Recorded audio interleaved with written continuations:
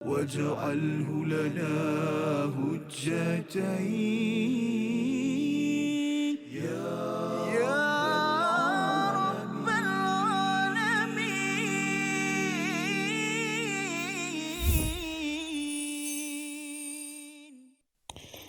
Alhamdulillah wassalatu wassalamu ala Rasulillah wa ala alihi wa sahbihi wa mawalah. Assalamualaikum warahmatullahi wabarakatuh. Apa khabar tuan-tuan dan puan-puan di rumah dan juga penonton kita di studio. Saya berharap semua berada dalam keadaan sihat walafiat bersama dengan keluarga tersayang. Jadi alhamdulillah pada hari ini kita mengambil sedikit ruang masa dalam kehidupan kita selama 24 jam ni. Kita ingin mengambil 1 jam sahaja untuk kita lebih mendekati Allah Subhanahu wa taala melalui kalamnya. Jadi tuan-tuan dan puan-puan yang dirahmati Allah Subhanahu wa taala, hari ini adalah hari di mana kita akan mengulang kaji. Mengulang kaji apa yang kita telah pelajari selama ini, iaitu daripada muka surat 85 dan juga 86.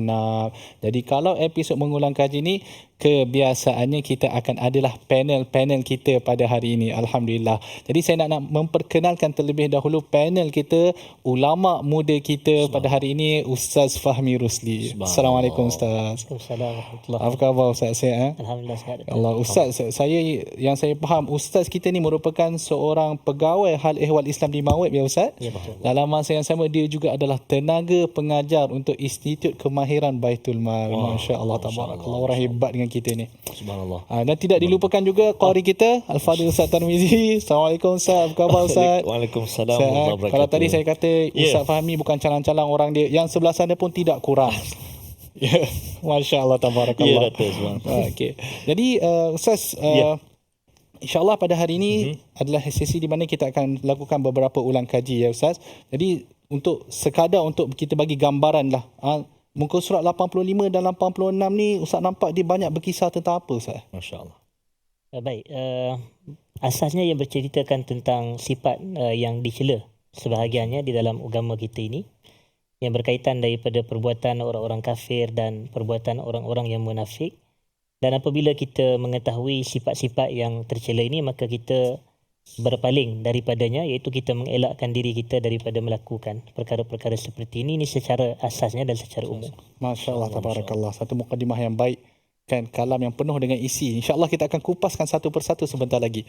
Ya, tuan-tuan dan puan-puan yang dirahmati Allah Subhanahu wa taala, jangan lupa untuk share rancangan kita ini agar kebaikan dia boleh dikongsikan bersama dengan ahli keluarga dan juga rakan taulan. Jadi sebelum kita nak pergi terus kepada kupasan-kupasan ayat, kita seperti biasa mengambil berkat daripada bacaan Al-Quran. Saya nak meminta daripada Al-Fadhil Ustaz Tarmizi untuk membacakan terlebih dahulu ayat yang ke-38. Silakan Ustaz. 38. Baik. Terima kasih Al-Fadhil Dr. Muhammad Arif Musa, khususnya tetamu undangan kita Al-Fadhil Ustaz Fahmi Razali tak? Rosli, Ustaz Fahmi Rosli. Terima kasih Ustaz singgah ke teratak My Quran Time. Lepas ni datang lagi ya. Macam nak habis dah, belum ni. Baru mula ni. Subhanallah, jazakumullah khair Ustaz. Dan Dr. Arif, Ustaz Fahmi, kita hari ini ada tetamu jauh bersama dengan ulang kaji kita pada hari ini. Di samping ibu-ibu, ayah-ayah di rumah jauh lah memanglah, tapi yang berada di studio pun jauh juga. Kita nak alu-alukan sahabat-sahabat kita dari Jauharul Quran Sarawak. Masya Allah. Assalamualaikum warahmatullahi wabarakatuh. Apa khabar kita semua? Masya Allah. Sudah makan sih belum? Belum. Mi kalau ada sih bawa Ustaz. Kalau bawa je nasi boleh makan. Sebab flight lama Jangan datang pakai belon. Subhanallah, Masya Allah. Terima kasih jauh dari bumi Kenyalang singgah ke My Quran Time. Moga-moga setiap langkah, setiap detik bersama datang ke studio, datang ke Quran Time, diberkati, dirahmati oleh Allah Subhanahu wa taala. Amin ya rabbal alamin. Masya Allah. Teruja dan terharu kami rasa kerana menyambut kedatangan jauh dari bumi Kenyalang. Tak lupa ada juga sahabat-sahabat kita dari Pontian, JDT. Assalamualaikum. Alhamdulillah, Masya Allah. Dan tak lupa juga lah istiqamah kita yang istiqamah bersama dengan Al-Quran di My Quran Time. Alhamdulillah. Lupa dah ayat berapa tadi? Ayat 38, Ya, insya-Allah. Jadi insya-Allah tuan-tuan dan puan-puan, kita nak mulakan dengan sama-sama kita baca ayat yang ke-38 halaman yang ke-85. A'udzubillahi minasyaitonirrajim. وَالَّذِينَ يُنْفِقُونَ أَمْوَالَهُمْ رِئَاءَ النَّاسِ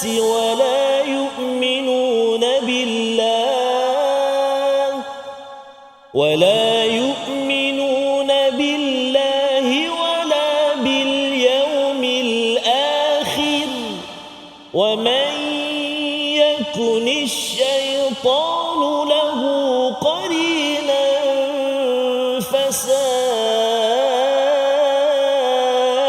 قرينا صدق الله العظيم. Dan juga orang-orang yang mendermakan hartanya kerana riak kepada orang lain, ingin dilihat dan dipuji. Dan orang-orang yang tidak beriman kepada Allah dan kepada hari kemudian. Barang siapa menjadikan syaitan sebagai sahabatnya, maka ketahuilah dia, syaitan itu adalah sahabat yang sangat jahat. Tuan-tuan dan puan-puan yang dirahmati Allah Subhanahu Wa Taala, ayat ini menceritakan tentang golongan yang mana mereka, bila mana mereka memberi infak, mereka melakukan dengan riak. Tetapi kalau kita lihat, ayat ini selepas itu disebut tentang wala yu'minuna billahi wala bil yaumil akhir. Ya Ustaz? Jadi seolah-olah kalau kita lihat ada terdapat perkaitan, cuma tidak jelas wajah perkaitannya di situ. Kalau Al-Fadhil Ustaz minta kalau boleh tolong jelaskan Ustaz, silakan. Baik, terima kasih kepada yang berbahagia Dr. Moderator dan qari kita, para penonton, hadirin dan hadirat yang saya hormati. Ayat ini menceritakan bahawasanya golongan-golongan yang disifatkan sebagai golongan yang bongkak dan sombong dalam ayat yang 2 ayat sebelum daripada ayat ini, antara ciri mereka ini adalah mereka membelanjakan harta mereka. Dalam bahasa kita, bersedekah.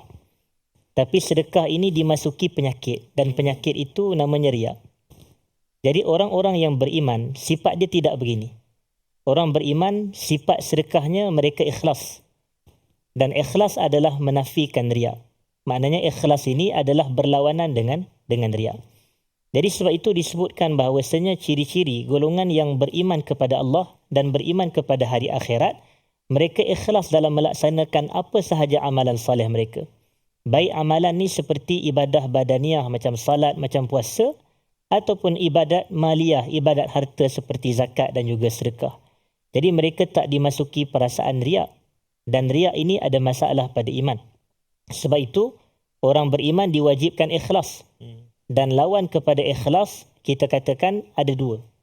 Yang ini disebutkan oleh para ulama kita apabila mereka mengatakan bahawasanya ikhlas ini adalah hakikat tauhid. Hakikat tauhid, kita mengikhlaskan ibadah kerana Allah. Dan nafi kepada tauhid adalah syirik. Dan kita belajar dalam perbahasan akidah, syirik ini terbahagi kepada 2. Yang pertamanya syirik kecil dan yang keduanya syirik besar. Dan kita kata kalau syirik besar ni kalau dia menyembah kepada selain Allah sebagai contoh.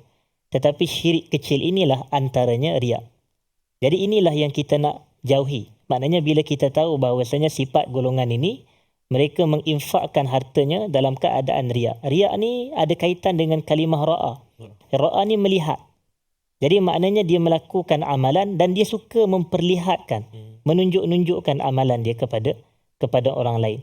Ini sebenarnya berbeza dengan sedekah secara terang-terangan. Sedekah secara terang-terangan ni ada kebaikannya sendiri. Dari sudut dia boleh menaikkan semangat orang lain untuk bersedekah. Tapi yang ni dia bukan sedekah terang-terangan. Yang ni dia memang sengaja menunjuk-nunjuk sedekahnya. Dalam arti kata kalau tak ada mata melihat, dia tidak masukkan duit dia. Tapi bila banyak mata-mata memerhati, dia memang lagi suka. Bahkan kalau dilihat oleh orang ramai, jumlahnya lebih banyak. Sebab dia ada ra'a, dia suka untuk dilihat. Jadi atas faktor ini menafikan iman kepada Allah dan hari akhirat. Siapa je yang beriman kepada Allah dan hari akhirat, doktor, dia pasti akan menjaga keikhlasan dan ketulusan amalan dia. Maknanya dia akan jaga hati dia. Tetapi inilah kaitan antara riak dan juga beriman kepada Allah dan hari akhirat, iaitu golongan yang tidak beriman dengan Allah dan hari akhirat dengan sebenar-benar keimanan, pasti akan riak di dalam amal, manakala golongan yang beriman kepada Allah dan hari akhirat, mereka akan ikhlas dalam beramal. Wallahu a'lam. Maksud dia mereka yang infak secara riak ni, riak di dalam infak ada masalah dengan iman dia kat situ. Ya, dia ada penyakit. Ada penyakit. pada keimanan dia. Jadi kalau itu adalah penyakit Ustaz, apa ubat dia? Tu nak tanya tu. Kan? Jadi apakah ubat dia? Jadi soalan saya sebenarnya macam mana kita nak mengadakan perasaan ikhlas dan macam mana nak mengekalkan. Kadang-kadang hari ni ikhlas, esok tak ada ikhlas. Itu masalah juga kan. Jadi silakan Ustaz. Baik, terima kasih doktor atas persoalan yang sangat baik. Biasa kita tertanya hadirin dan hadirat, bagaimana cara untuk kita mencapai ikhlas dalam beribadat? Pertama mudah, kita mengesakan Allah dalam ibadat. Ini asas dalam ikhlas. Ikhlas ini adalah mengesakan Allah. Sebab itu di dalam Al-Quran kita ada surah Al-Ikhlas. Tetapi tidak ada perkataan ikhlas di dalamnya. Cuma ia dimulakan dengan sebutan Qul huwallahu ahad. Katakan wahai Muhammad, Allah itu esa. Jadi ikhlas ini adalah kita melakukan ibadah kita semata kerana Allah. Sebab itu kita disunatkan untuk menjadikan amalan kita ikhlas. Antara perkara yang kita disunatkan, setiap kali nak buat sesuatu ibadat, kita mesti sebut amalan ni lillahi ta'ala. Kita ambil contoh mudah dalam wuduk. Lafaz niat wuduk, nawaitu contohnya, aku raf'al hadathil asghar, contoh lillahi ta'ala. Kalau kita nak berpuasa pun sama Ustaz. Kita kata nawaitu sawma ghadin an adai fardi ramadana hazihi sanah lillahi ta'ala. Kalau kita nak salat pun sama. Contoh usalli fardhu zuhri 4 raka'atin adaan ma'muman lillahi ta'ala. Lillahi ta'ala ni sebutan lafaz niat sunat, tetapi ia dianjurkan supaya menzahirkan ikhlas dalam hati kita. Tetapi selain daripada itu, untuk kita mencapai ikhlas juga adalah kita boleh berdoa kepada Allah. Banyakkan doa kepada Allah. Antara doa yang baik untuk kita ini membaca supaya Allah jadikan kita ini mukhlisin. Antaranya adalah Allahumma tahhir qalbi minan nifaq wa amali minar riya wa lisani minal kadhib wa aynaya minal khiyanah fa innaka ta'lamu kha'inatal a'yun wa ma tukhfis sudur. Dan ayat ni adalah nak menjaga amalan kita. Antara terjemahannya, ya Allah bersihkan hati aku daripada riak. Jadi kalau hati kita dibersih daripada riak, yang memasuk dalam hati ni adalah ikhlas. Dan juga wa amali minar, Allahumma tahhir qalbi minan nifaq, ya Allah kau bersihkan hati daripada nifaq, amalan daripada riak, lidah daripada bercakap bohong, mata daripada pandangan khianat. Ini antara doa kita, permintaan kita. Kita perlulah menghayati tauhid itu. Betul. Dan juga kita berdoa pada Allah Subhanahu Wa Taala agar kita diletakkan ikhlas, bukan riak. Silap doa letak riak pula. Doa supaya diletakkan ikhlas dalam hati kita. Jadi tuan-tuan dan puan-puan, insya-Allah kita berehat sebentar kerana banyak lagi kupasan insya-Allah yang kita nak dengar daripada Al-Fadhil Ustaz. Jangan ke mana-mana. My Quran Time, Quran, solat, infak. واجعله لنا هجتين يا رب العالمين.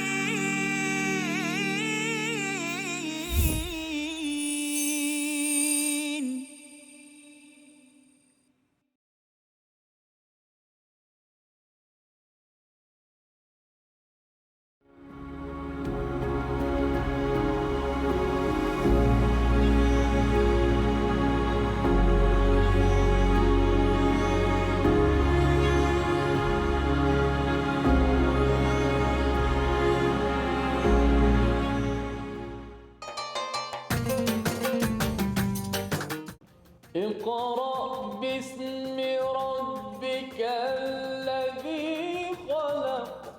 Hayati isi kandungan Al-Quran dalam My Quran Time. Setiap hari jam 12 tengah hari di TV9 dan saluran Astro 149.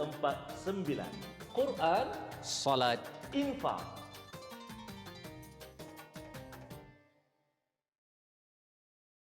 منهما جاهينا وارزقنا تلاوته.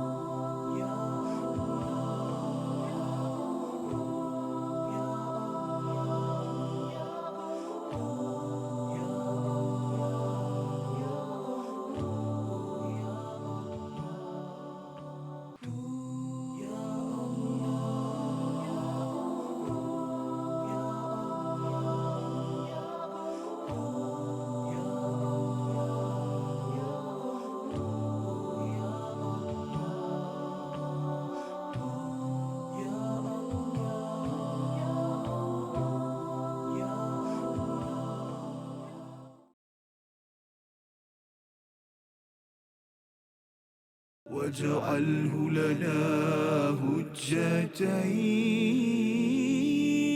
يا رب العالمين.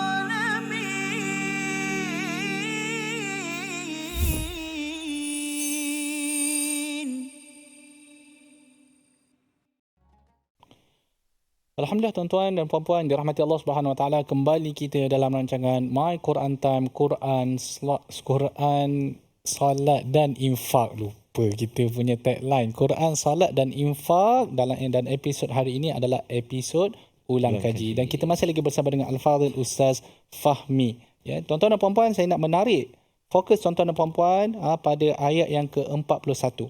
Ya, di dalam surah An-Nisa halaman yang ke-85 ayat yang ke-41, di mana Allah Subhanahu Wa Taala berfirman, dan bagaimanakah keadaan orang kafir nanti jika kami datangkan seorang saksi Rasul daripada setiap umat dan kami datangkan engkau wahai Muhammad sebagai saksi ke atas mereka. Jadi apa yang kita faham daripada ayat ini, bahawa nanti di hari akhirat kelak Allah Subhanahu Wa Taala akan mendatangkan semua para nabi sebagai saksi dan datangkan juga Nabi Muhammad sallallahu alaihi wasallam sebagai saksi ke atas kita semua. Jadi soalan yang kita tertanya-tanya, kenapa?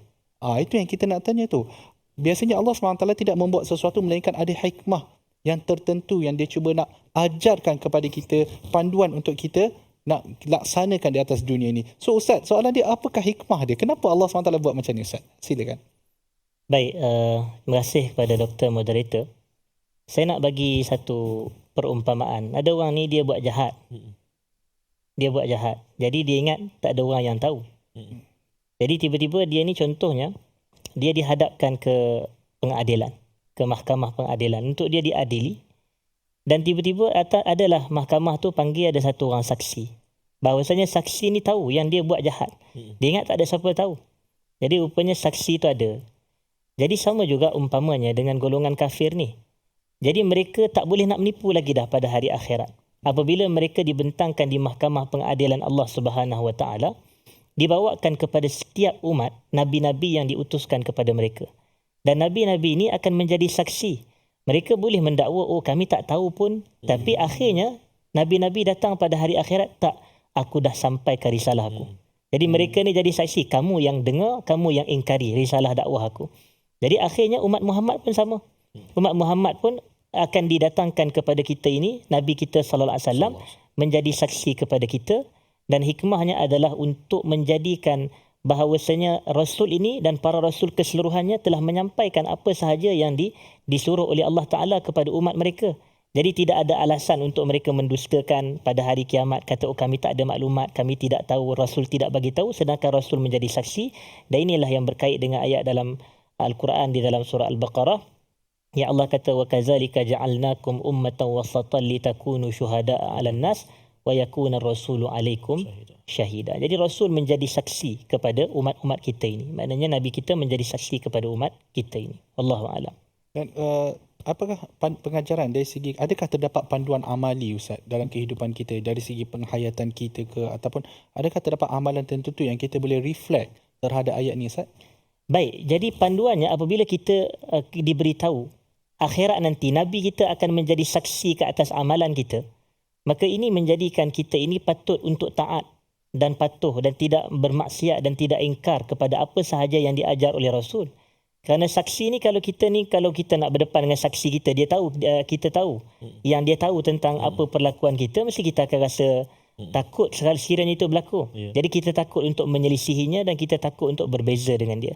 Jadi untuk berhadapan dengan para Rasul ataupun Nabi kita sebagai saksi, maka semasa hayat dunia ini pastikan kita ikut jalan Rasul dan kita tidak menyelisihi perintah Rasul sallallahu alaihi wasallam. Wallahu a'lam. Alhamdulillah. Jadi tuan-tuan dan puan-puan dirahmati Allah Subhanahu Wa Taala, jadi kita faham daripada kalam Al-Fadhil Ustaz bahawa ia lebih untuk menegakkan hujah ya Ustaz tadi. Menegakkan hujah ke atas orang kafir bahawa apa yang mereka lakukan itu adalah perkara yang memang salah. Dan kedua, panduannya untuk kita adalah supaya kita lebih, sebab kita dah boleh agak apa yang akan jadi pada masa akan datang. Janganlah tiba-tiba Rasulullah kata aku dah sampaikan kau tak buat. Itu yang kita tak nak tu. Kita nak Rasulullah kata aku dah sampaikan dan kami termasuk dalam orang-orang yang menerima dan dan beramal. Alhamdulillah, kupasan yang bagi saya sangat-sangat menarik yang insya-Allah kita dapat, moga-moga kita dapat amalkan bersama. Sekarang kita pergi pula tuan-tuan dan puan-puan, saya nak menarik fokus sekali lagi tuan-tuan dan puan-puan pada ayat yang ke-43 ya tuan-tuan dan puan-puan, di mana ayat yang ke-43 ini Allah Subhanahu Wa Taala menceritakan tentang larangan untuk tidak mabuk ketika solat. Larangan untuk tidak mabuk ketika solat. Ya, tetapi bukan itu persoalannya, belum lagi Ustaz. Persoalannya adalah pada tayamum yang disebutkan selepas itu. Kan, sebab kita nak cari apakah amalan yang kita boleh kita kata tindakan kita selepas ini. Ya Ustaz, saya nak tanya kepada Al-Fadhil Ustaz tentang tayamum ni, sebab ramai dari kalangan masyarakat kita sebenarnya kurang arif lagi bab tayamum ni kan. Dan kita biasa nampak orang tayamum di hospital sebab penyakit-penyakit tertentu kan. Tapi mungkin ramai lagi yang tak pandai nak tayamum bila sampai contoh kalau time musafir ke ataupun time rumah tak ada air ke kan. Jadi mungkin Ustaz boleh jelaskan sedikit dari segi praktikalnya tayamum itu macam mana Ustaz? Silakan. Terima kasih kepada Dr. Moderator. Perbahasan tayamum ni adalah perbahasan fiqh, hadirin dan hadirat, dan ia berada pada cabang taharah, cabang bersuci. Dan kita tahu bahawasanya untuk umat Islam, kita disediakan dua alat penyuci yang paling utama sekali. Yang pertama adalah air. Jadi air boleh diguna untuk berwuduk dan boleh diguna untuk mandi wajib sebagai contoh, untuk mengangkat hadas kecil dan hadas besar. Demikian kita ada ejen penyuci yang kedua, iaitu selain air, yang kedua tanah. Jadi tanah dibolehkan untuk kita ini bertayamum. Jadi sebenarnya tayamum boleh mengangkat hadas, baik hadas kecil, baik hadas besar. Cuma para ulama kita dalam perbahasan fiqh, mereka mensyaratkan untuk membolehkan tayamum ni ada beberapa syarat. Pertama, kita kata kerana ketiadaan air. Yang ni paling asas lah. Bila air tidak ada, maka boleh kita menggantikan air dengan tayamum, iaitu dengan tanah. Kemudian yang kedua, air ada. Tapi air tu boleh jadi diperlukan untuk kegunaan dan keperluan yang lain. Maknanya air tu kuantiti dia sedikit. Sebagai contoh, air tu ada sikit sahaja. Tiba-tiba ada kawan kita ni sebelah kita, dia dah nak mati sebab dahaga sangat. Jadi boleh tak kita air tu kita bagi je dia? Kalau tidak, kita boleh guna air tu untuk wuduk. Tapi kita bagi dia minum sebab nak menjaga nyawa dia. Kita ada option yang lain. Kita ada alternatif yang lain untuk kita bertayamum. Dan yang ketiga adalah sebagai contoh, kalau kita ni air ada, tapi kalau air tu kena pada anggota badan kita, kalau kita nak bersuci, dia akan menjadikan badan kita yang pertama bertambah sakit. Maknanya ini kalau in case kalau kita ni kemalangan. Sebagai contoh, kita kena air pada anggota, dia akan menyebabkan sakit tu lambat sembuh satu, ataupun sakit tu dia bertambah teruk lagi. Jadi ketiga keadaan ni membolehkan kita bertayamum. Dia sebenarnya isunya bukannya isu musafir ke ataupun isu sakit ke atau apa-apa. Jadi kalau berlaku kepada kita salah satu daripada keadaan-keadaan yang tidak membolehkan kita menggunakan air. Contoh dia bermusafir macam doktor tanya. Kalau dia bermusafir, dalam permusafiran tu solat tetap wajib kepada dia. Betul. Orang bermusafir pun wajib solat. Jadi kita katakan macam mana dia nak berwuduk kalau sempat dia itu tidak ada air. Jadi dia boleh menggantikannya dengan tayamum. Jadi kaifiat tayamum ni kita kata sebagaimana yang disebut dalam ayat 43 ni. Famsahu biwujuhikum. Maknanya sapu tanah ke muka kamu. Itu satu. Jadi anggota tayamum dua. Yang pertama muka, yang keduanya wa aidikum. Dan juga sapu tangan. Sapu tanah ke tangan. Dan sapu tanah ke tangan ni dia berlaku khilaf kerana perbezaan hadis. Ada yang kata sapu macam basuh anggota wuduk, itu sampai ke siku. Tapi dalam mazhab Syafi'i sampai ke pergelangan, tangan pun dah memadai dan mencukupi. Yang ini kerana ada riwayat yang berbeza dalam isu tersebut. Jadi tak kiralah ketika dalam hospital sebab sakit, sekiranya ada sebab yang membolehkan tayamum, silakan tayamum dengan cara yang telah kita sebutkan. Kalau musafir air tak ada pun kita boleh bertayamum dengan cara sapu muka dan juga sapu kedua tangan kita. Jadi kalau Ustaz, contoh dalam keadaan kita kan kadang-kadang tak ada air potong lah macam-macam kita, empangan kurang air lah, air tak masuk. Jadi Ustaz, adakah kita, macam mana kita nak lihat keadaan di mana bilakah kita boleh bertayamum Ustaz masa tu? Adakah nak kena buka tangki ke, tengok dulu tangki ke, macam mana Ustaz? Baik, keadaan yang kita kata begini. Sekira asasnya apabila asas sekali tidak ada air. Asas sekali apabila tidak ada air. Tapi kita pun maklum doktor bahawasanya air-air yang dibenarkan untuk kita berwuduk ini ada banyak. Dia banyak, kita kata air ni ada terbahagi kepada 7 yang dipanggil air mutlak itu. Air yang suci dan dan menyucikan. Kita ada air hujan, kita ada air laut, kita ada air sungai, kita ada air perigi, kita ada air mata air, kita ada air salji, kita ada air embun. Jadi hampir keseluruhannya ini ada di sekeliling kita dan di sekitar kita. Jadi sebenarnya kita kalau dah tak ada air langsung dan tak ada air ni pula kena pastikan dari sudut, kalau macam kita kata kalau kampung kita ni macam kawasan kita ni tidak ada air. Tapi taman sebelah ada air. Dan kita boleh pergi. Sebab kita boleh pergi restoran makan. Tapi kita tak boleh nak cari air. Ini agak kontradik.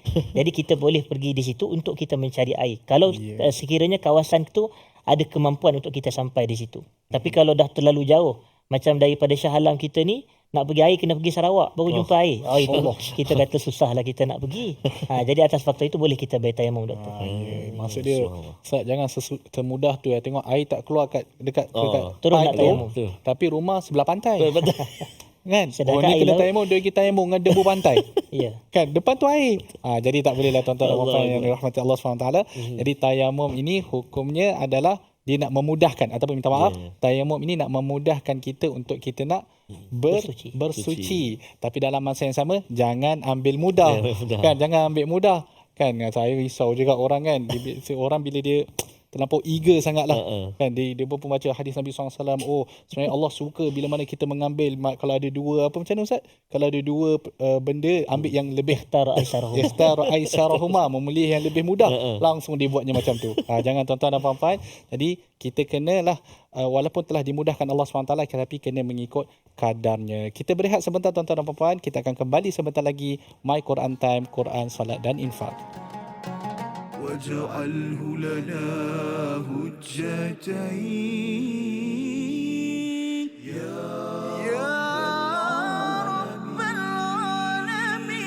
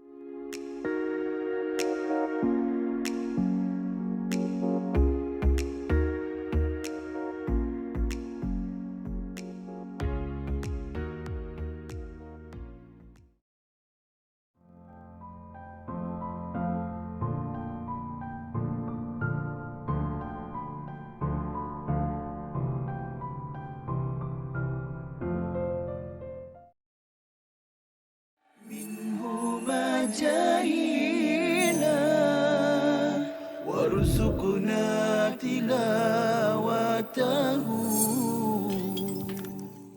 Hadis ni dikategorikan sebagai hadis palsu kerana dia mempunyai ciri-ciri hadis palsu, iaitu amalan yang ringkas saja, maknanya satu amalan tetapi ganjaran dia seperti ganjaran pahala Nabi Ibrahim. Masya Allah, macam tu Ustaz ini.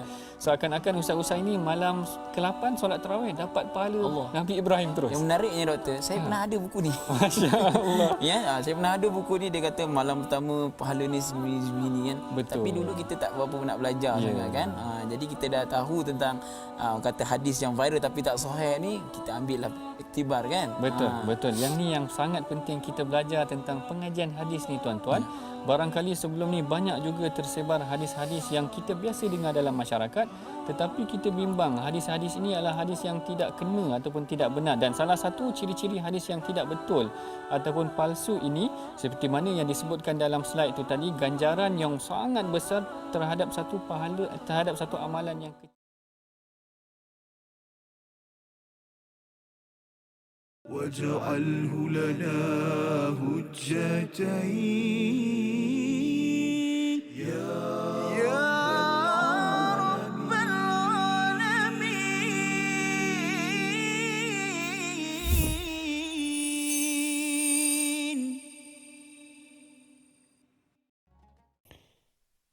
Alhamdulillah tuan-tuan, kembali kita dalam rancangan My Quran Time, Quran, Salat dan Infak. Kalau tadi kita telah menjelaskan tentang riak, kita telah menjelaskan tentang penyaksian para nabi ke atas umat mereka dan kita telah menjelaskan beberapa permasalahan tentang tayamum. Kini kita nak menceritakan tentang ayat yang ke-46, tuan-tuan dan puan-puan yang dirahmati Allah Subhanahu Wa Taala. Cuma kali ini saya nak mohon daripada Al-Fadhil Ustaz Tarmizi lah. Sebab mungkin penonton di rumah pun tertanya-tanya, bila Ustaz Tarmizi nak baca tu, takkan duduk je kan? Boleh Kita duduk pun je, teringin nak dengar. Jadi, boleh insya-Allah. Silakan Ustaz. Baik, terima kasih Al-Fadhil Dr. Bahagia Al-Fadhil Ustaz Fahmi. Seronok duduk sebenarnya dengar kupasan daripada Al-Fadhil Teruja Ustaz. kita. Ya, subhanallah, masya-Allah. Jadi tak apa, nak ambil masa sikit Ustaz, kita nak baca ayat yang ke-46 sebahagiannya. Tapi saya nak dengar suara-suara daripada Bumi Kenyalang, Pontian pun ada. Kita nak sebut sikit kalimah-kalimah yang perlu kita beri perhatian, antaranya pada kalimah a'udzubillahi minasyaitanirrajim. يحرفون الكلم عن مواضعه. Boleh tak? Cuba 1, 2, 3. Keluarkan suara. Sekali lagi ya. يحرفون الكلم عن مواضعه. 1, 2, 3. يحرفون الكلم عن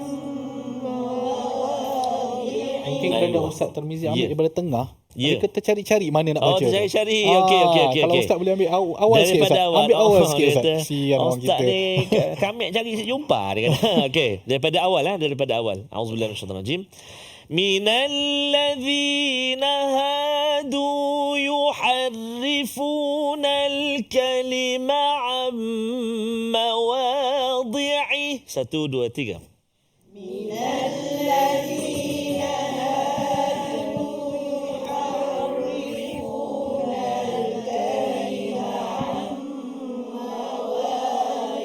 Ayuh, Masya Allah, tabarakallah, bagus. Kalimah yang perlu kita beri perhatian, yuharrifu, cuba. Sebab ra tu dia baris bawah. Jadi ra tu baris bawah, kasrah, maka kita kena tarqiq, baca dipis. Jangan kita baca tebal. Yuharrifu. No. Yuharrifu. No. Itu bunyi macam slang lain sikit. Yuharrifuna. Cuba. Terbaik, Masya Allah. Satu kalimah lagi sebelum kita baca. Wa'asayna. Wa yaquluna sami'na wa'asayna.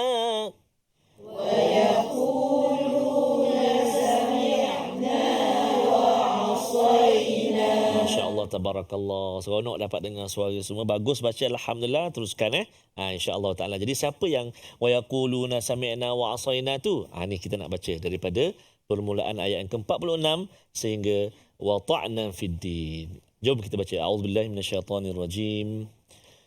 Minalladzina hadu yuharrifuna al-kalima an mawadhi'ihi wa yaquluna sami'na wa 'asayna wa yaquluna sami'na wa 'asayna wasma' ghayra musma'in وراعنا ليا بألسنتهم وطعنا في الدين صدق الله العظيم. Iaitu di antara orang Yahudi yang mengubah perkataan daripada tempat-tempatnya. Dan mereka berkata, kami mendengar tetapi kami tidak mahu menurutinya. Dan mereka mengatakan pula, dengarlah sedangkan engkau Muhammad sebenarnya tidak mendengar apa-apa. Dan mereka mengatakan ra'ina dengan memutarbelitkan lidahnya dan mencela agama. Jadi tuan-tuan dan puan-puan yang dirahmati Allah Subhanahu Wa Taala, ayat ini menjelaskan kepada kita tentang perilaku orang Yahudi terhadap Nabi SAW. Bagaimana cara mereka berkomunikasi bersama dengan Nabi SAW dengan cara komunikasi yang sangat, kita kata sangat kurang hajar lah kalau mudah cerita dia kan. Cuma saya nak menarik fokus tuan-tuan kepada ayat wara'ina layyam bi'alsinatihim. Kalau kita lihat pada terjemahan dia, dan mereka mengatakan ra'ina dengan memutarbelikkan lidahnya dan mencela agama.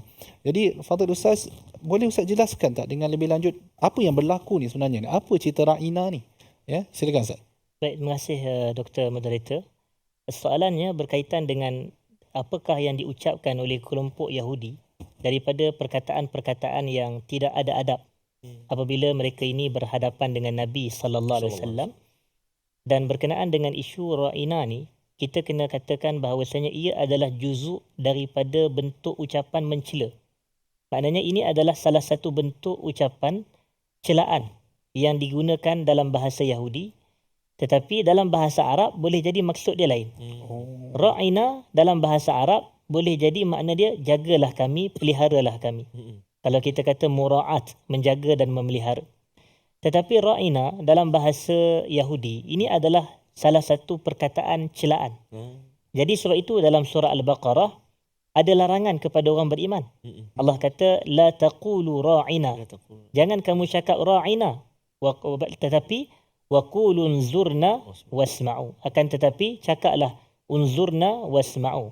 Jadi ini menunjukkan kepada kita bahawasanya ra'ina ni adalah salah satu bentuk bahasa tetapi mempunyai dua maksud.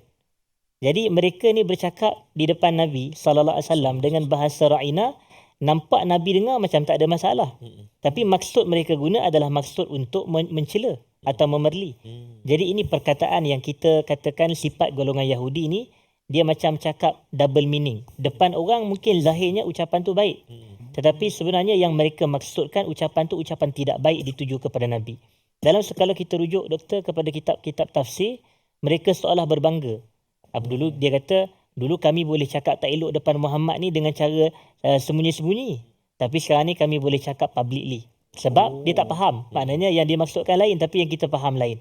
Jadi sebab itulah dilarang kepada kita ni cakap perkataan yang mana niat kita memang niat tak baik, tapi orang lain yang mendengar mungkin dia tak kata apa-apa. Saya ambil contoh. Kan kita ada biasa dengar tentang ucapan salam Yahudi kepada Nabi. Mereka kata Assalamualaikum. Tapi kita macam kita nampak macam Assalamualaikum. Tapi mereka guna Assalamualaikum tu maknanya adalah binasa atau maut kepada kamu. Jadi kita jawab dengan Waalaikum sajalah. Tak payah jawab Waalaikumsalam kalau dia cakap Assalamualaikum. Jadi kita kata Waalaikum kepada kamu balik. Jadi perkataan-perkataan yang mempunyai maksud yang tidak baik tapi didengari boleh jadi tak ada isu, ini pun sebenarnya adalah dilarang dan menafikan adab kita dalam berbicara dengan seseorang, lebih-lebih lagi berbicara dengan seorang ulama ataupun seorang agamawan seperti Nabi sallallahu alaihi wasallam. Baik.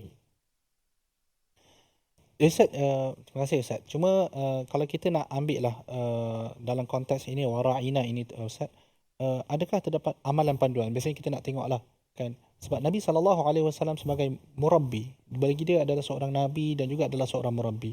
Jadi adakah kita boleh ambil beberapa panduan dalam kita bagaimana kita bertaamul dengan murabbi kita dari aspek percakapan Ustaz? Baik, yang pertamanya cara untuk kita berinteraksi. Bertaamul ini adalah berinteraksi. Macam mana cara kita nak berinteraksi dengan para guru kita? Maknanya para ulama kita, para masyayikh kita, ustaz dan ustazah kita apabila kita ini berbicara dengan mereka. Yang pertama, kita kena apabila mereka bercakap, kita kena menerima percakapan mereka. Maknanya kita menerima percakapan mereka ini, kita pertama sebelum kita terima, kita dengar dahulu. Kita mesti mendengar apa yang disebut dan disampaikan oleh para guru kita, para pendakwah kita. Dan setelah kita mendengar, kita teliti dan kita terima. Inilah yang disifatkan bahawasanya allazina yastami'una alqawla fayattabi'una ahsanah. Kita dengar dan kemudian kita ikut yang terbaik. Kita dengar dan kita ikut yang terbaik. Maknanya segala kebaikan yang kita dengar daripada bicara guru-guru kita, para ugamawan kita, kebaikan tu kita ambil, kita ikut. Jadi jangan kita tolak pula. Dan sifat golongan Yahudi ni, mereka dengar tapi mereka asai. Mereka menderhakai. Mereka menyelisihi. Kita tak, kita dengar dan kita terima. Dan kita dituntut juga untuk bercakap dengan bahasa yang sopan dan santun apabila kita berinteraksi dengan individu-individu yang mewarisi Nabi sallallahu alaihi wasallam, itu para ulama kita, para asatizah kita. Ini antara akhlak dan adab yang boleh dizahirkan kepahaman kita daripada ayat yang kita bacakan sebentar tadi. Tambah pula kalau ada perkataan celaan pada Ustaz, sebab ini kita katakan celaan kepada Nabi SAW. Jadi dalam tu juga janganlah kita mencela Ustaz kita kalau kita tak berpuas hati. Macam mana Ustaz? Saya setuju, sebab kita kena jelaskan bahawasanya kalau kita mencela manusia biasa, dosa. Tapi kalau kita mencela para ulama, kita mencela para nabi, dosa kuasa 2. Maknanya dosa dia lagi besar. Sebab itu kata, kalau kita teliti kata-kata Al-Hafiz Ibn Asakir, doktor, dia kata anna luhumal ulama'i masmumah. Maknanya daging para ulama ni beracun. Kalau kita ribah, kalau kita mengumpat orang biasa, ibarat kita makan bangkai saudara kita. Tapi kalau kita ribah, mengumpat, cakap perkataan tak elok kepada para ulama, kita ibarat makan bangkai, tapi bangkai tu beracun. Lagi bahaya. Lagi kuat dia punya. Macam Allah kata dalam Al-Hujurat, ijtanibu katsiran minaz zan inna ba'daz zanni ism wa la tajassasu wa la yaghtab ba'dukum ba'dha. Jangan mengumpat. Kalau kita mengumpat ibarat makan bangkai saudara kita, tapi kalau mengumpat para ulama ibarat makan bangkai beracun. Lagi kuat bahaya dia dan buruknya. Allah ya Tuhanku. Jadi itulah dia tuan-tuan dan puan-puan, panduan daripada Al-Quran. Walaupun ayat ini menceritakan tentang perilaku orang Yahudi terhadap Nabi SAW, tapi untuk kita sebagai orang Islam, kerana kita faham al-ulama warasatul anbiya ya Ustaz. Dan ulama-ulama adalah pewaris para nabi. Mereka yang menyampaikan ajaran Allah dan ajaran Nabi SAW kepada kita. Jadi perlulah kita beradab, mentaati apa yang disebutkan oleh para ulama, dan juga dilarang sama sekali untuk mencela mereka. Kita berehat sebentar tuan-tuan, jangan ke mana-mana, banyak lagi persoalan yang insya-Allah kita akan utarakan dan kita akan jelaskan sebentar lagi. My Quran Time, Quran, Salat dan Infak. واجعله لنا هجتين يا رب العالمين.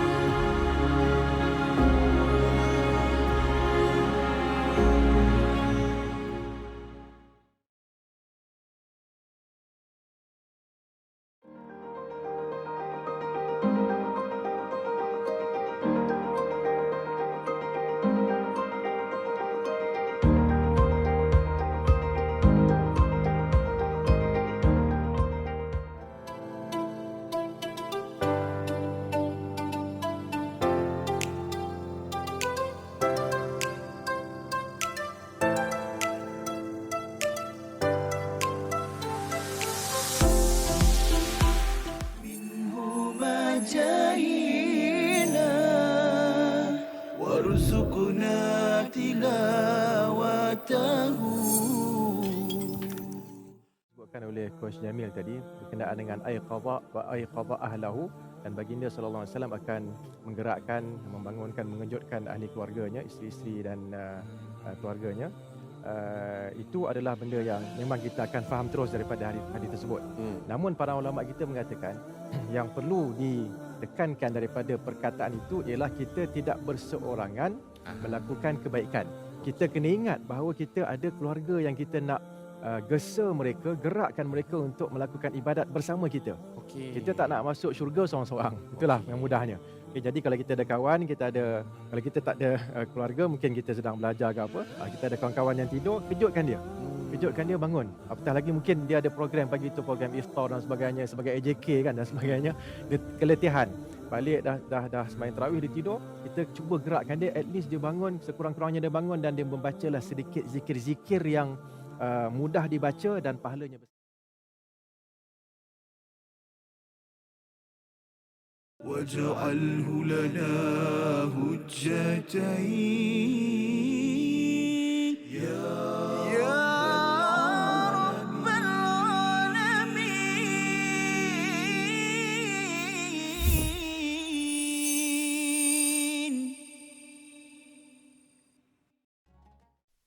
Alhamdulillah, kembali kita dalam rancangan My Quran Time, Quran, Salat dan Infak.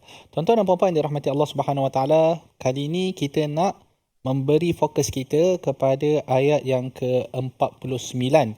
Ayat yang ke-49 di mana di situ seolah-olah dapat satu permasalahan. Bila saya baca ayat ini, saya baca terjemahan dia, nampak macam ada masalah sikit dalam pemahaman ayat ini. Tapi sebelum kita nak menjelaskan permasalahan tersebut, saya nak minta daripada Al-Fadhil Ustaz untuk bacakan terlebih dahulu ayat ini. Silakan Ustaz. Terima kasih Al-Fadhil Dr. Muhammad Arif, yang bahagia Al-Fadhil Ustaz Fahmi. Seterusnya tuan-tuan dan puan-puan, ibu-ibu, ayah-ayah, sahabat Al-Quran yang dikasihi, yang dirahmati Allah Subhanahu Wa Taala sekalian. Ayuh, kita nak baca ayat yang ke-49. Ayuh ibu-ibu ikut kami baca. Yang tu you tahu pun, kami kita lah. Lama si cakap apa ni kan, padah Sarawak. Okey, kelakar Sarawak. Okey. Ayat yang ke-49. A'udzubillahi minasyaitonirrajim. Alam tara ilal ladzina yuzakkuna anfusahum balillahu yuzakki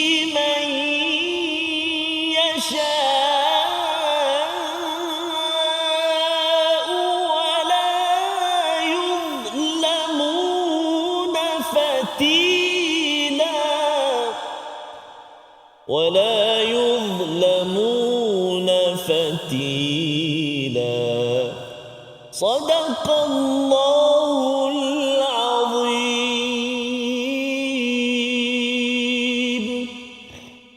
Tidakkah engkau memperhatikan orang-orang yang menganggap dirinya suci, iaitu orang Yahudi dan Nasrani?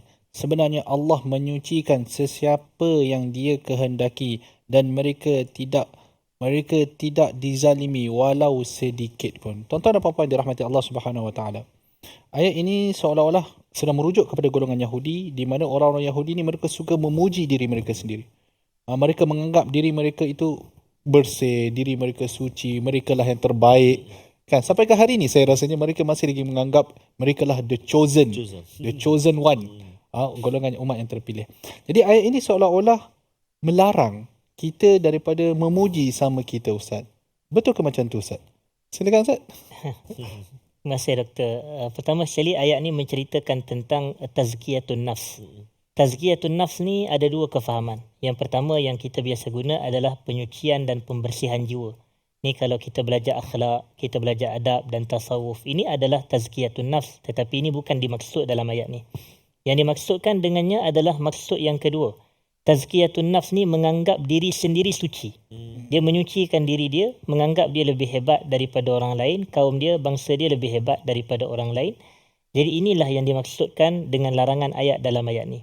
Tetapi adakah ini bermakna kita juga tak boleh memuji-muji seseorang?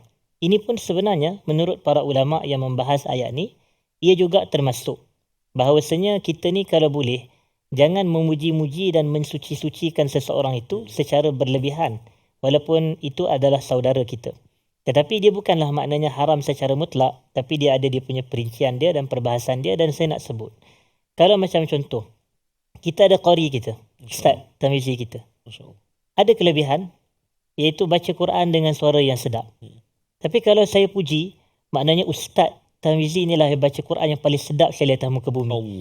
Jadi kita, kalau pujian seperti itu, Nabi SAW pernah mendengar. Ada seseorang lelaki, dia puji kawan dia. Nabi kata, jangan macam tu. Dia kata, kamu ibarat seolah telah memotong tengkuk saudara kamu. Tapi yang kalau kamu nak sebut, kamu cakaplah, menurut sangkaan aku. Dia kata, menurut sangkaan saya, suara ustaz ni sedap. Tetapi Allah lah yang menilai yang sebenarnya. Allah lebih mengetahui. Maknanya hakikat pujian tu kita kembali kepada Allah. Yang ni bentuk pujian. Macam kalau kita nak kata doktor moderator kita ni hebat, contohnya. Kita boleh sebut. Tetapi menurut pandangan saya, doktor ni orang yang baik. Orang yang, itu pada pandangan saya. Kita mesti sebut macam tu. Menurut sangkaan saya dan pandangan saya dan penilaian saya. Tapi wallahu hasibuh. Allah yang menilai dia. Hakikat sebenarnya kita serah kepada Allah. Ini sebagaimana dalam surah An-Najm, doktor. Fala tuzakku anfusakum. Jangan kamu membersih, menyuci-nyucikan diri kamu. Huwa a'lamu bimanittaqa. Allah lebih tahu siapa yang bertakwa. Tetapi bukan makna tak boleh puji orang, boleh puji.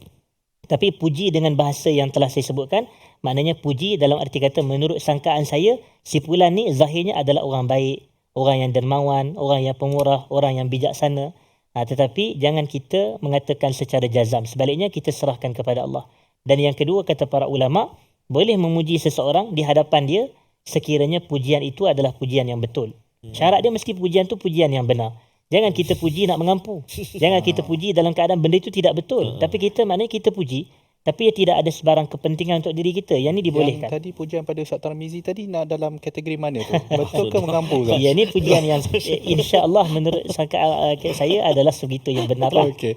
Jadi pujian seteruskan Ustaz, silakan. Minta maaf Ustaz. Dan kerana kenapa kita kata dibolehkan memuji seseorang doktor dalam keadaan pujian tu betul. Maknanya pujian tu betul, kita boleh puji. Kerana dalilnya adalah hadis Isra dan Mi'raj.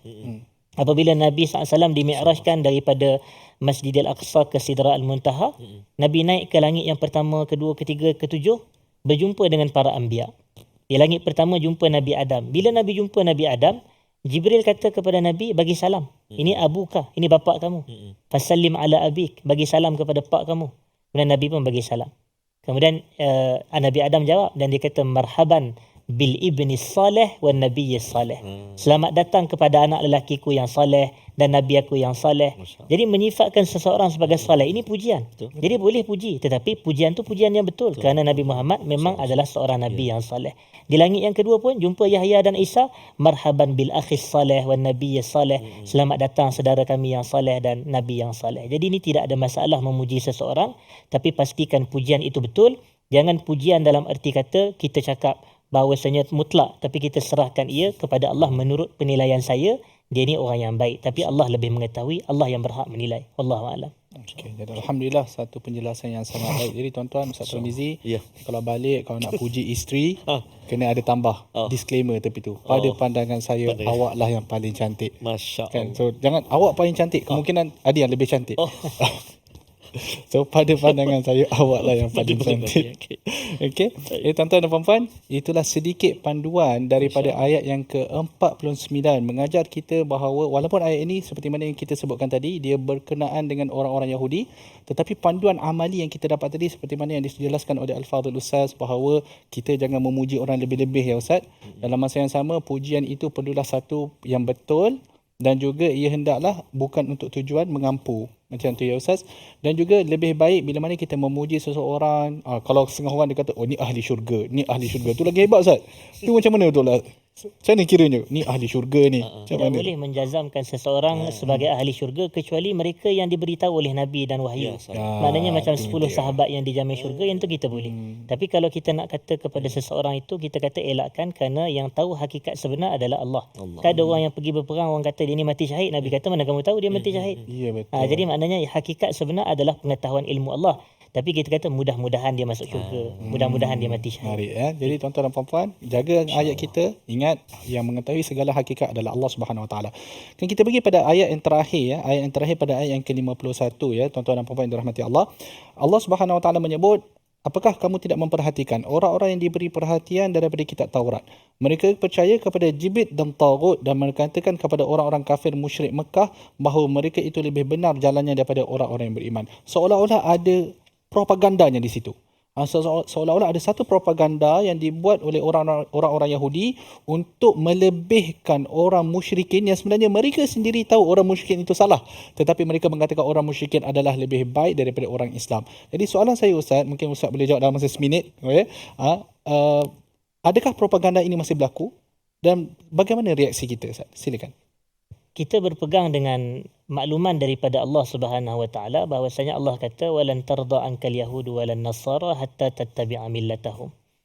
Golongan Yahudi dan Nasrani takkan redha kepada kita ini umat Islam sehingga kita ikut agama mereka, sehingga kata Nabi SAW, shibran bi shibrin wa zira'an bi zira'in hatta law dakhalu hujrat dabbi la dakhaltumuh. Sejengkal demi sejengkal, maknanya sehasta demi sehasta, sehingga mereka masuk lubang biawak pun kita kena ikut. Maknanya sampai kita akan ikut. Maknanya sebab jadi antara usaha mereka adalah sebegini, yang sebagaimana yang telah disebutkan oleh Ustaz tadi, mereka akan gunakan apa sahaja cara untuk menampakkan orang musyrikin, orang kafir ini lebih baik. Maknanya cara hidup mereka, cara hidup yang lebih baik. Cara fikir mereka adalah cara fikir yang lebih baik. Pengamalan mereka adalah pengamalan yang lebih baik. Budaya mereka, budaya yang terbaik. Yang ni, dan mereka dalam masa yang sama, mereka nak mengatakan, Islam ni apa sahajanya, okey, ini kuno, ini mundur, ini terkebelakang, ini ajaran-ajaran yang lama, yang ni kita dah tak boleh nak gunakan dalam kehidupan yang sekarang ini. Jadi hakikatnya saya tanya, kita sendiri jujur hadirin dan hadirat para penonton, bahawasanya ini berlaku dalam kehidupan kita. Sehingga akhirnya kita diubah mentaliti kita, seolah kita pun nanti akan ragu-ragu, Islam ni sesuai ke? Sedangkan mereka dah doktrin bahawasanya ini yang terbaik, kehidupan mereka yang terbaik, jalan mereka lebih betul, jalan mereka lebih dapat petunjuk, dan menyebabkan kita rasa ragu-ragu dan keliru, akhirnya nak mengikut mereka. Tetapi berbeza dengan orang beriman. Orang beriman, dia akan pastikan bahawasanya dia akan meyakinkan bahawasanya apa sahaja yang disampaikan oleh Nabi-Nya sallallahu alaihi wasallam, inilah ideanya yang terbaik, inilah jalan yang terbaik. Sebab itu kita dianjur berdoa sehari semalam 17 kali secara wajib. Ihdinas siratal mustaqim. Inilah jalan yang terbaik. Jadi Alhamdulillah tu Ustaz, satu penjelasan yang baiklah, ya, di mana kita sedar bahawa kita kini diserang kiri dan kanan. Ramai orang yang cuba untuk menyesatkan umat Islam, tapi moga-moga Allah SWT kurniakan kepada kita istiqamah, ya Ustaz. InsyaAllah kita semua akan menemui ajal kita dalam keadaan kita beriman kepada Allah SWT. Alhamdulillah, dengan itu selesailah sesi ulang kaji kita pada hari ini, dan kita akhiri majlis ilmu kita dengan doa. Silakan Ustaz. أعوذ بالله من الشيطان الرجيم بسم الله الرحمن الرحيم الحمد لله رب العالمين والصلاة والسلام على أشرف الأنبياء والمرسلين وعلى آله وصحبه أجمعين. Ya Allah, ya Tuhan kami, ampunilah dosa kami, ya Allah. Ampunilah dosa-dosa ibu ayah kami, ibu ayah mertua kami, muslimin muslimat, mukminin dan mukminat birahmatika ya arhamar rahimin. Ya Allah, Tuhan kami, berkati kami, rahmati kami dengan Al-Quran, ya Allah. Rezekikan kami membacanya pagi, petang, siang dan malam. Kuatkan hati kami mengamalkan isi kandungnya, ya arhamar rahimin. Wa sallallahu ala sayyidina Muhammadin wa ala alihi wa sahbihi wa baraka wa sallam. Walhamdulillahi rabbil alamin. Taqabbalallahu minkum, inna minkum taqabbal karim. Moga-moga Allah SWT perkenankan dan kabulkan doa kita, dan ayuh kita semarakkan tabung gerakan Al-Quran, sama-sama kita menyumbang, sama-sama kita infak, wakaf dan sebagainya di ruangan nombor akaun yang tertera. Begitu juga boleh imbas kod yang disediakan. Moga-moga Allah permudahkan kita untuk terus menghidupkan amalan sedekah, infak, wakaf dalam kehidupan kita. Amin ya rabbal alamin. Terima kasih banyak. Jazakumullah khair jaza kepada tamu undangan kita, Al-Fadhil Ustaz Fahmi Rusli, atas kesudian pada kali ini. InsyaAllah pada masa akan datang wajib mari. Wajib ya, masya-Allah, bahaya tu. Dan terima kasih juga kepada moderator dan juga Al-Fadhil Bahagia Ustaz Dr. Muhammad Arif Musa, dan tak lupa pada semua hadirin dan hadirat. InsyaAllah kita berjumpa besok di episod yang berikutnya. Nantikan bersama dengan My Quran Time, Quran, Salat, Infaq. Assalamualaikum warahmatullahi wabarakatuh.